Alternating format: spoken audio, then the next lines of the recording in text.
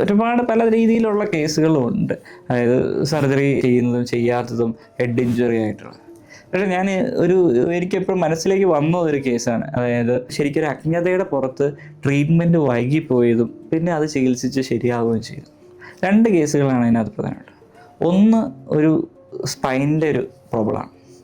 ഒരു പേഷ്യൻ്റ് എൻ്റെ ഒ പിയിലേക്ക് വരുന്നത് എന്തുകൊണ്ട് വരുന്നതെന്ന് വെച്ചാൽ പല്ലുവേദനയ്ക്ക് ചികിത്സിക്കാൻ വന്നൊരു രോഗിയാണ്. പല്ല് വിദഗ്ധനെ കാണാനായിട്ട് ഡിലേ ആയി. ആ സമയത്ത് തലയിൽ ഒരു ചെറിയൊരു വേദന ഉണ്ടായിരുന്നു. അതും കൂടെ കാണിച്ച് കളയാമെന്ന് കരുതി എൻ്റെ ഒ പിയിലേക്ക് വന്നു.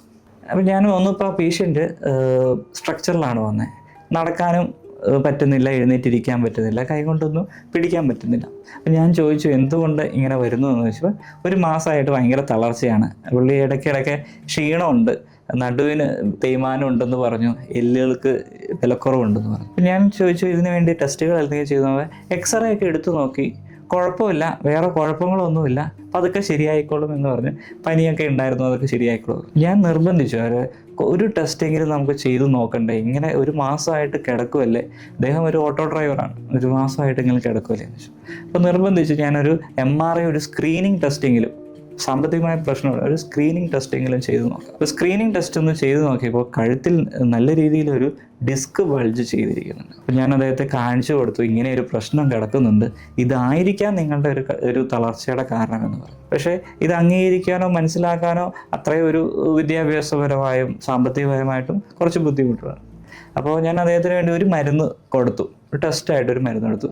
ഈ മരുന്ന് കഴിച്ചിട്ട് നിങ്ങൾക്ക് എന്തെങ്കിലും ഒരു ബെനിഫിറ്റ് ഉണ്ടെങ്കിൽ അടുത്ത മാർഗം നിങ്ങൾ ചെയ്യേണ്ട സർജറിയാണ്. ഞാനൊരു 5 ദിവസത്തേക്ക് ഒരു മരുന്ന് കൊടുത്തു. 5 ദിവസം കഴിഞ്ഞിട്ട് സ്ട്രക്ചറിൽ വന്ന ആ പേഷ്യൻറ്റ് വീൽ ചെയറിലേക്ക് വന്നു. ഈ പ്രശ്നങ്ങൾ മാറിയത്, നിങ്ങളുടെ ട്രീറ്റ്മെൻറ്റ് സർജറിയാണെന്ന് പറഞ്ഞു. മനസ്സോടെയാണ്, സാമ്പത്തിക പ്രശ്നമുണ്ട്, അവസാനം സർജറി ചെയ്യാമെന്ന് സമ്മതിച്ചു. സർജറി ചെയ്തു. 2 ആഴ്ച കഴിഞ്ഞപ്പോൾ അദ്ദേഹം നടന്നാണ് വന്നത്.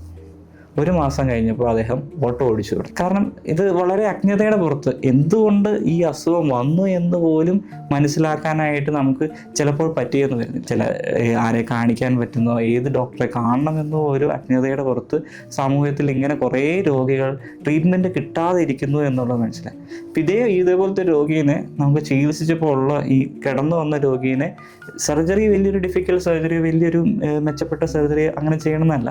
പക്ഷേ ഈ ഒരു സർജറി നമുക്ക് പറഞ്ഞു കൊടുക്കാൻ പറ്റിയല്ലോ, അത് കാരണം അദ്ദേഹത്തിന് ജീവിതമാർഗം കണ്ടെത്താൻ പറ്റിയല്ലോ എന്നുള്ള സന്തോഷം മാത്രമാണ്.